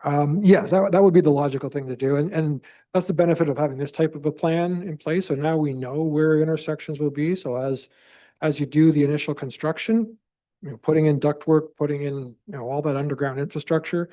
So when you need to put the signals in, you've got it in place. You don't have to rip up the road. All you have to do is put poles in and so forth. That's certainly the way to go. And I would think the county would want to do that. So they preserve their infrastructure as well. So, but this at least gives you the idea of where those locations are going to be. So as you're putting those contracts together, you can put all the underground works that you need. Another question, Councilor Burke. Through the chair, just more or less a comment. I don't really like spending taxpayers' money any more than I have to, but I look at this and more so in the in-depth. I kind of push towards the maximum. I know it seems excessive now, but when I look at the amount of money we're spending on studies and surveys that are only going to get worse and worse by the year 2050, who knows what kind of hurdles you're going to have to jump through. So in the back of my head, I'm thinking the smartest thing to do is go with basically the third choice in a lot of cases, which might be more expensive now, but at least it gets it done as compared to 2050 down the road when you can't make the considerations because all the rules have changed again and you're going through all the same studies again for no extra benefit. Through you, Mr. Chair. Yeah, I mean, there is a certain school of thought that says, yeah, build it ultimate right now once you know what you think you need. But the other thing I would caution on is large projects can get deferred because you're waiting for the funding and you say, oh geez, it's more costly. We got all these other needs. So when you're looking at, ways to maximize the use of taxpayers' dollars, providing what you need when you need it with the foresight of what you're going to need in the future is probably a better strategy. Because I've seen it, I've worked on a number of different projects where you identify this ultimate need, it becomes a 30, $40 million project and it just gets deferred because you can't absorb that big of a project all at once. So this is a strategy that allows you to put what you need to get development underway, get your everything established. You protect the property you need for that future expansion. All your other infrastructure is set back to accommodate the widening. And to do that widening later is very easy from a constructability point of view. And because you're not taking any extra property, it won't be hard to get from an approval point of view either. So I think this is a better way to maximize, the ability to get a project going and still, preserve the use of taxpayers' dollars and allow, there's other competing projects out there. I know at the county level, and you would hate to have your project stalled because it becomes too big and it can't be funded and there's other projects can fit within, what the county can afford and I wouldn't want to see that happen. Yeah. So I think this is a good strategy, but your concerns are not unfounded. It's just, I think this is going to set you up for that future implementation. Yeah, and I think if the province wanted to really facilitate growth, they could front end a lot of these massive infrastructure projects to do it. But the reality is when residential taxpayers are paying for it, there's got to be a balance between front ending all of the costs on the existing ratepayers that don't need the new infrastructure, right? And so there's a justification in that regard for buffering, but and how we can pay for them today is seemingly not how we're going to be able to pay for them tomorrow. So in that vein, Doug, and I know it's early days and I don't know if Drew is going to allude to it in his report later either, but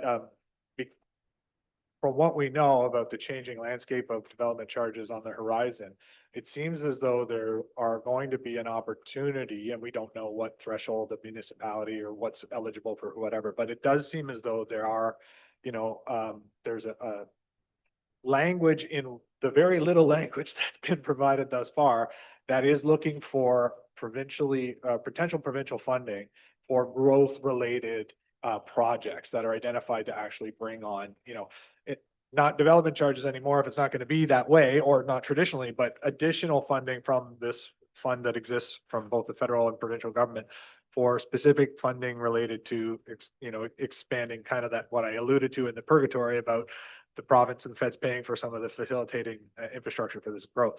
Is this project to me would seem as close as, we're almost we're getting into the minutia of the design. That would, I know we're still waiting to hear, but is this a project that we believe is a potential candidate?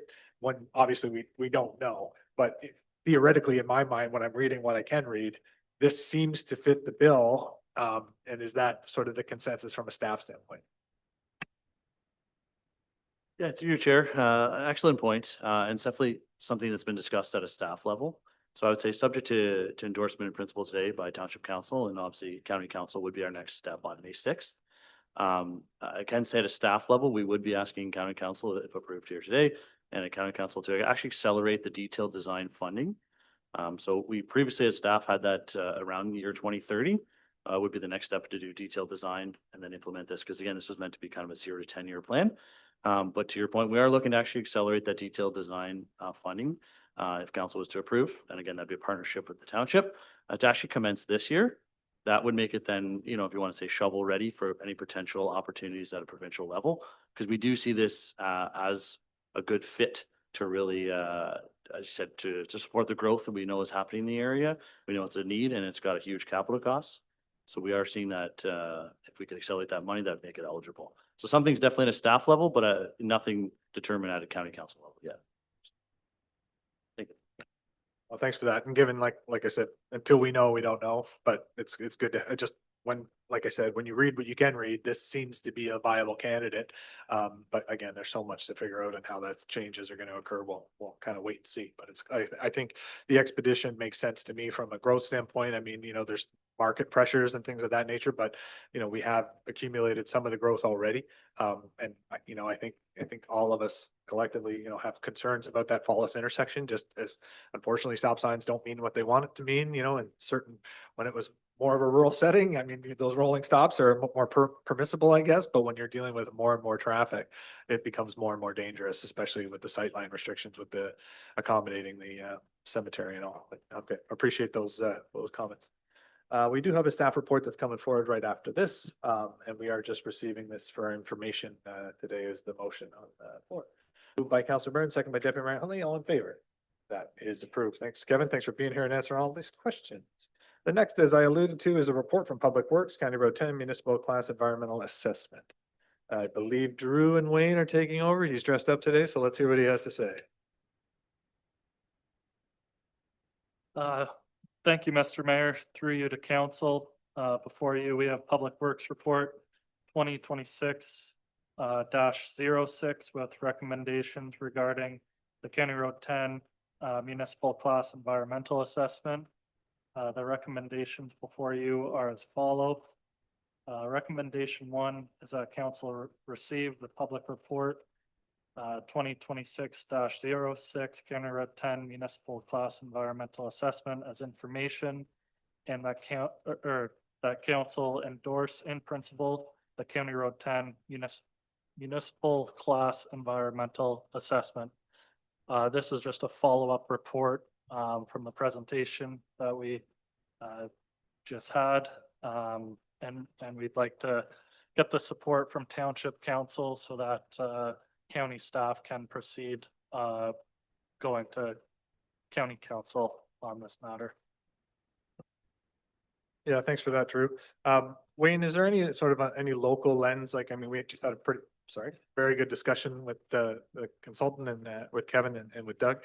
Is there any sort of local feedback on any of the discussion that we had that you might want to provide at this time, just from a lens standpoint, while you have the floor? You, Mr. Mayor, I think, first of all, the presentation was quite good. I think we've worked very closely, as Doug has mentioned, with the county to come up with different alternatives for entrances, and we've looked at the multi-use path. The detailed design will point out any other significant factors, and we will accommodate our budget considerations. We'll bring that forward to local council as we understand where they're going forward with the county road project. So I think it's a good mix, and I think the report's timely. Thanks, Wayne. Deputy Mayor? Through you, Chair, I'm just happy to move the report.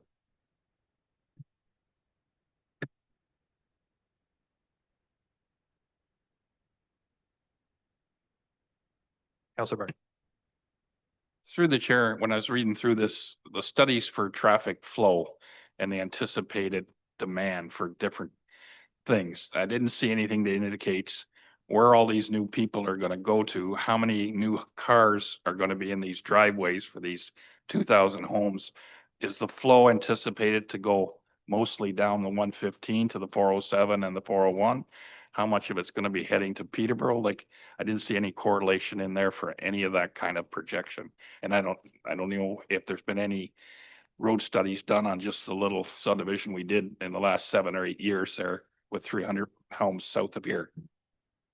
Yeah, so for the plans of subdivision, while Wayne or Kevin, I think Wayne or Kevin wants to speak to that, but yeah, there are traffic studies required for all plans of subdivision. So there have been copious studies for each of the development along the way about traffic flows and that nature, but where this one specifically focused on the expansion component, I'll let Kevin speak to it.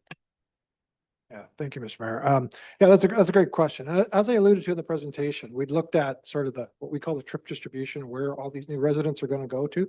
So about 71% are going to go outside of Millbrook, whether they go for jobs or shopping or whatever. And we used a traffic model to actually predict where they would go. So the county has a transportation model that covers the whole county, and that looks at, where growth is happening and where travel demands are expected to occur. So we use that, but we also have a localized model. It's in a different software package that looks at the localized development, and it looks at the interaction between the land use and tries to predict, how people will travel based on the land uses they're coming to and going to, and the attractiveness of some of the attractions. So what we did identify is, and we didn't put the detail in the report, but we do have forecasts of future volumes on Fallis Line and County Road 10. Those are the two main arteries that people are going to use to get to the 115. All that external traffic essentially is going to the 115, either to go to Peterborough or go down to Durham region. So just as a heads up, you probably want to look at Fallis Line in your own sort of capital programs in the future with all this growth, because that area is going to take some pressure as well. But that's how, and like I said, it was a little more detailed than what I wanted to put in the presentation today, but we did forecast, how much traffic would use County Road 10, how much would use Fallis Line, how much would continue south into the village, and then continue on County Road 10 to the south. So we have that information available in our work. Yeah, and I think Wayne and I have talked about this, but I think Larmer Line will also be, receiving a lion's share of the overflow traffic as the development continues to build out to get over to 28, which is the main north-south corridor. So I think, I know staff are already aware of the pressures that will be coming to that section. Councilor Brent.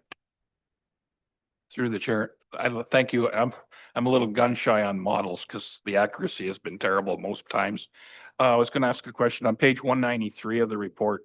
It shows different grades, Drew, and I'm just trying to figure out the crown and the slopes for some of the different options weren't really making sense to me.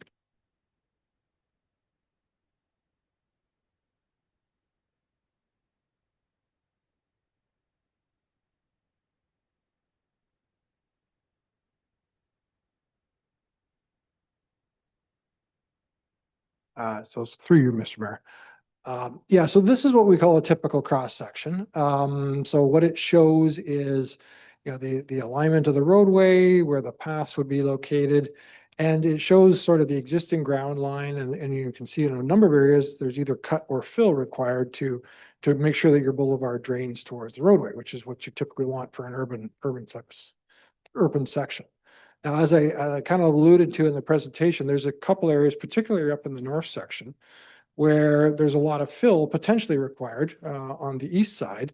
But some of that can be mitigated because we know that area is going through its own sort of development approval. They're not going to want to have buildings buried way below the road. I expect they're going to be bringing the grades up to have nice parking lots, attractive, visible from the street. So some of those fill slopes can be reduced if they bring it up. So we've worked with township staff to kind of identify sort of like a target elevation at the property line that they can kind of communicate to the developers and try and bring that into sync. So those fill slopes show a potential if, ignoring what happens on the development side. If they were further along and we knew what the elevations would be, we could have refined those sections to reflect what their plan is, but we're kind of in front of them. So we're kind of giving you, here's the worst case, but we expect that they're going to work their property to avoid fill slopes into their developments. So by having that at the local level, when we're working on development applications, you kind of have the feedback already pre-established. So when they're actually working on their actual site plan level of works, you can say, well, hey, this is where we're looking from a grading standpoint, where we're looking to get to with regards to accommodating things. Okay, perfect. Okay, great. Other questions? Seeing none. So the two recommendations in the report are, let me just get that, the council received. Oh, yeah, sorry. Deputy Mayor moved that. Can I get a seconder for the two recommendations? Seconded by Councilor Nacha. All in favor with those two recommendations? Those are approved. Thanks everyone for all the hard work on this, and especially Kevin and county staff for being here today. We appreciate seeing y'all and appreciate you listening to the public and incorporating some efficiencies in this program. I think it's a really a good testament of collaborative efforts and trying to make the best of what is difficult work, as we know. So thanks for that. Before I forget, I did skip ahead and I missed the minutes of the regular meeting.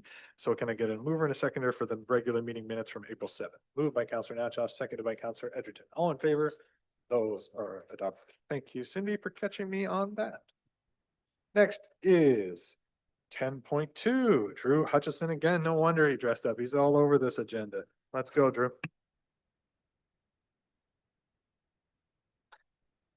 Thank you, Mr. Mayor. Through you to council, before you, we have Public Works Report 2026-04 with recommendations regarding the Public Works surface treatment tender T-PW 26-01. The recommendations before you are as follows.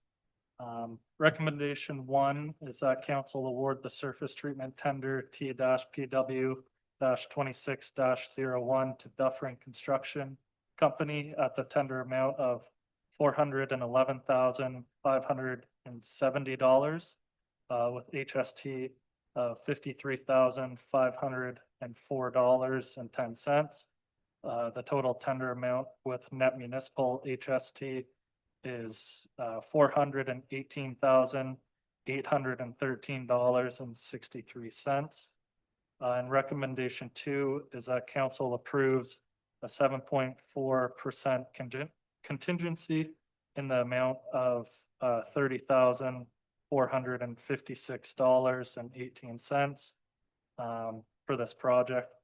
The total amount for approval, including contingencies after net municipal HST, is $449,805.84. The surface treatment program of $450,000 was approved in the 2026 capital budget. So we did have fairly competitive bids on this tender. So we are happy that it is within the budget that was approved, and hopeful to move forward with our annual capital program. Thanks, Drew.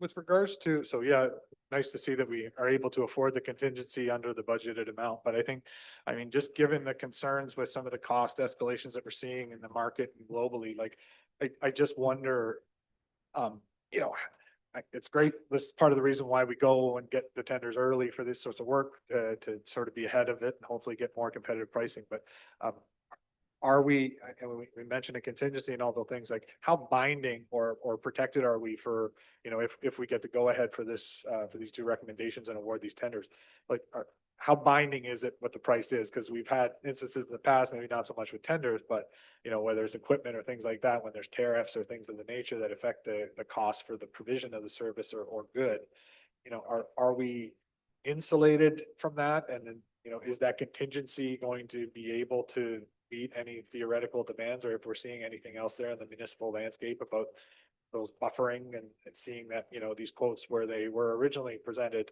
you know, the cost of, you know, everyone can see the fuel cost going up at the pump. So, I mean, there's costs associated with that. So just want to provide council with any certainty or sureties that we can about, you know, about accepting the tender as it is now.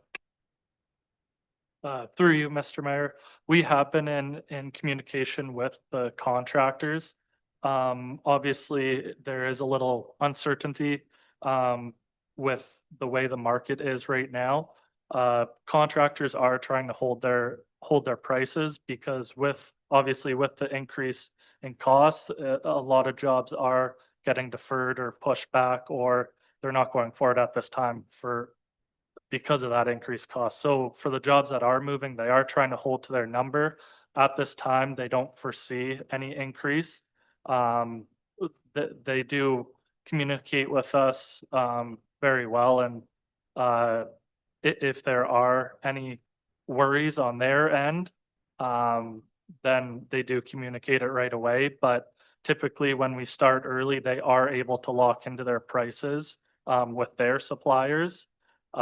So we have been kind of asking them to confirm that those prices aren't going to increase once we have this approved. So at this time, it does sound pretty positive, but if there's anything that comes back later down the road, then we'll communicate that with council.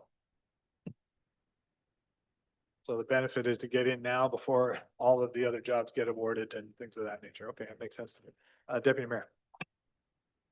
Through you, Chair, on that same line, and hopefully, you know, all goes well and, you know, you come out ahead on this one. But along the way, if something does go awry, like, are we committed to all of the surface treatment, or could we drop off a couple along the way if we had to? Through you, Mr. Mayor, to Deputy Mayor Huntley. We do have the ability to eliminate roads or eliminate portions of roads if we feel there is a need. we've done that in the past when either the contract price was over what we had budgeted. We have removed sections of road or deferred them to the next year's capital budget. Follow up? Thank you, through you, Chair. Slight nuance, though, like once we've committed to this contract is different than deferring it when you get the proposal, right? So my question was more of, once we say go ahead and something happens while they're doing the first, say, 5 or 6 of the 10, then we know that, number 7 and number 8, we can drop those then, like not like now, right? Does that make any sense? Yeah, so I think what the deputy mayor is saying is, it's nice, if we were in that instance when we were awarding the tender, that's one thing. But if we find out down the road while it's been awarded, what's the trigger, or how does that consideration come back to council, or how is that managed at a staff level? So through you, Mr. Mayor, to yourself and Deputy Mayor Huntley, the quantities of the tender can be changed, whether we add more or we reduce it. So if we do have an instance where they do come back and their supplier is not following like the confirmed prices that they provided, then we can reduce it. If we do have those issues and we're going to be above the contingency that we have allowed through this report, then we'll come back and communicate that with council, whether it be an additional report or a letter to council to communicate that. Great, thanks for that, Drew. Good answer. Okay, question, Councilor Burnt? Oh, you're moving with regards to the 2 recommendations in the report. I'm not going to read them. They're very straightforward, just awarding the tender. Can I get a mover and a seconder for those recommendations? Moved by Councilor Burnt, seconded by Councilor Natchoff. All in favor? Those are approved. Next up is the tender with regards to slurry seal group. Thank you, Mr. Mayor. Through you to council. Before you, we have Public Works Report 2026-05 with recommendations regarding the Public Works slurry seal tender T-PW-26-02. The recommendations before you are as follows. Recommendation 1 is that council award the slurry seal tender T-PW-26-02 to Miller Paving Limited at the tender amount of $257,689.60 with HST of $33,499.65. The total tender amount with net municipal HST is $262,224.94. And recommendation 2 is that council approve a 10% contingency in the amount of $25,768.96 for this project.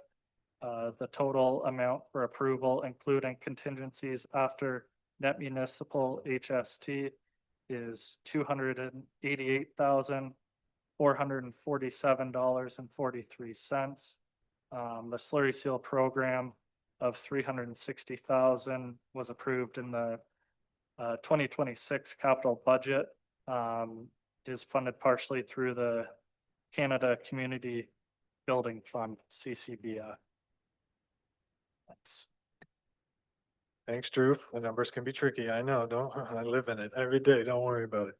Good job. I guess with regards to Wayne, with regards to the funding source being the CCBF, obviously kind of being about an $80,000 potential savings or below budget, and knowing that it wouldn't have impacted the levy because it's through a grant to fund it.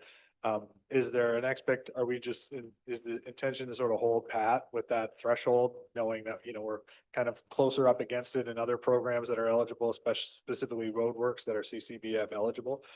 Is the intention to sort of hold on those to see sort of where we get to, or is the intention to potentially find additional works to potentially use some of that 80,000 if we're able to, or just roll it over towards next year.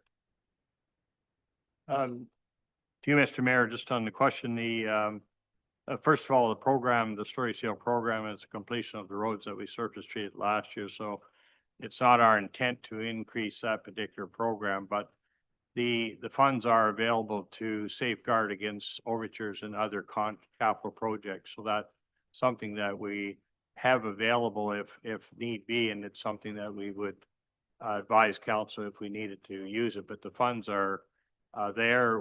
We may have overtures on this contract or others, but these are just a safeguard against those other capital programs. We are able to move them within the different projects if necessary. But at this point, we're not proposing to expand the Story Seal program.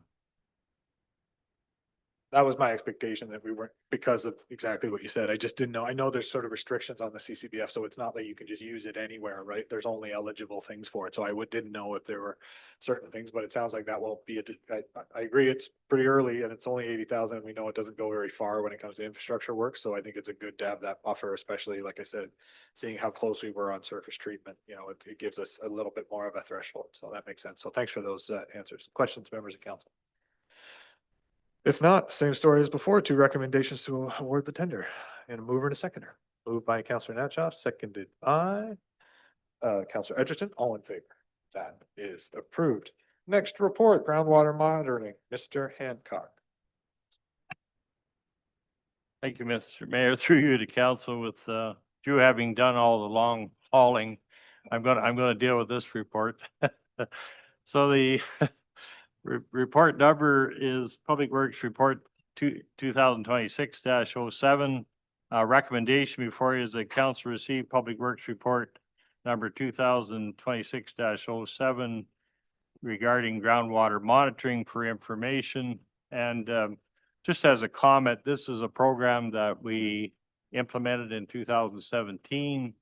The intent of this monitoring that's done by Cambian for us as a consultant is to really verify that we are not having a negative impact either on groundwater or surface water. So this report says there's been no any changes to groundwater flows and nothing of significance in groundwater levels.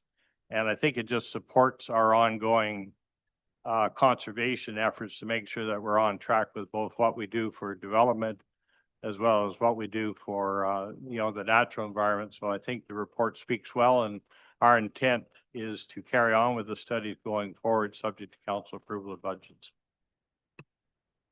Well, it's definitely important work to be done for 11,000. I think there's a pretty good return on investment and just a peace of mind and appropriate way of doing things to invest on it. But questions, members of council, with the report? If not, we're just receiving it for information. Seeing no questions, look for a mover and a seconder with regards to moving the recommendation. Moved by Councillor Natchoff, seconded by Deputy Mayor Huntley. All in favor of the motion? That is approved. Thank you, Wayne. The next report is from Cindy. This is just a simple community festival designation for the Fourth Line Theater, something we do every year.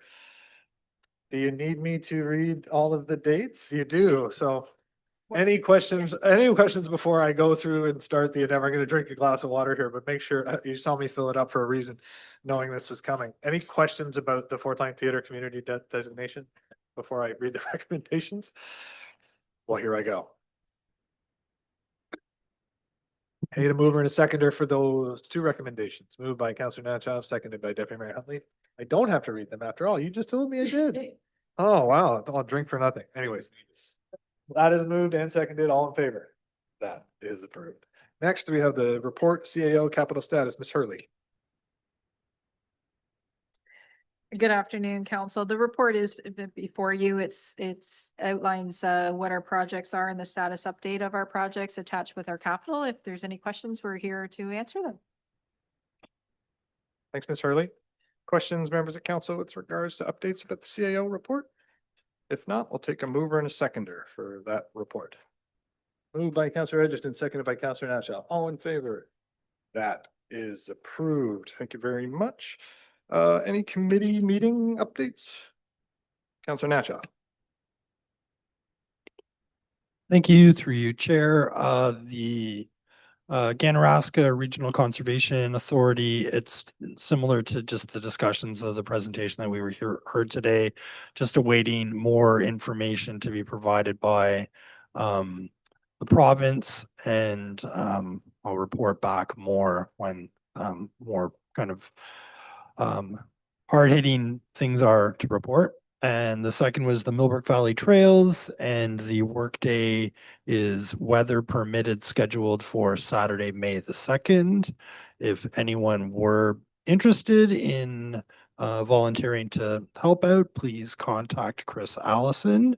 Great opportunity for any kind of students that need their volunteer hours. Otherwise, that's it. Okay. Seeing no other committee reports, you're gonna move in, oh, is it committee report or move? Committee report, Deputy Mayor. Through you, Chair, just a quick report. Thank everybody on Saturday from staff that came out for the Earth Day event. It was well attended, and staff did a fantastic job of setting up. And I know Mr. Allison's gone, but his crew was like a bunch of ants running around getting everything under control. So well done, very well done. Thank you very much. Yeah, there were certainly a lot of rain barrels and a lot of everything moving on, and trees being ordered as well. So it was nice to see. So thanks to staff for all their hard work on that. And thanks to all the vendors. There was a lot of people there with a lot of information, and including some significant turtles that I was not expecting. And I thought we're almost going to get Ms. Pope when she was looking at them. But anyways, thanks for that. Hey, a mover and a seconder for those committee reports. Moved by Deputy Mayor, seconded by Councilor Nacha. All in favor. Those are approved. There is no general business. There is no correspondence for information. There is no correspondence for action. There are no bylaws for review today. Wow, I really didn't need that drink. There is no unfinished business. There are notices of motion. The last is the confirming bylaw, that bylaw number 2026-19, being a bylaw to confirm the proceedings of the meeting held April 20th, 2026, be read a first, second, third time, and passed this 20th day of April, signed by the mayor and the clerk, and the corporate seal attached thereto. Moved by Councilor Nacha and seconded by Deputy Mayor Huntley. All in favor? Confirming bylaw is approved. Lastly, motion to adjourn today's council meeting. Moved by Councilor Edgerton and Councilor Nacha. All in favor? That is approved. There's a number of upcoming events. I'm going to throw in an additional one, even though it's not a municipal one, but we do have the Lions Club running the fishing derby this weekend on Saturday. The Cavan Monaghan Public Board meeting is is Tuesday, tomorrow at 7 p.m. at the Millbrook Branch. The Cavan Monaghan Accessibility Advisory Committee meets on April 27th at 1 p.m. The Millbrook Valley Trails Advisory Committee meets on April 27th at 4 p.m. The next regular council meeting is Monday, May 4th at 1 p.m. and the subsequent meeting is the regular council meeting is Tuesday, May 19th. Thank you very much, everyone, for being here, and see you in the township. Take care.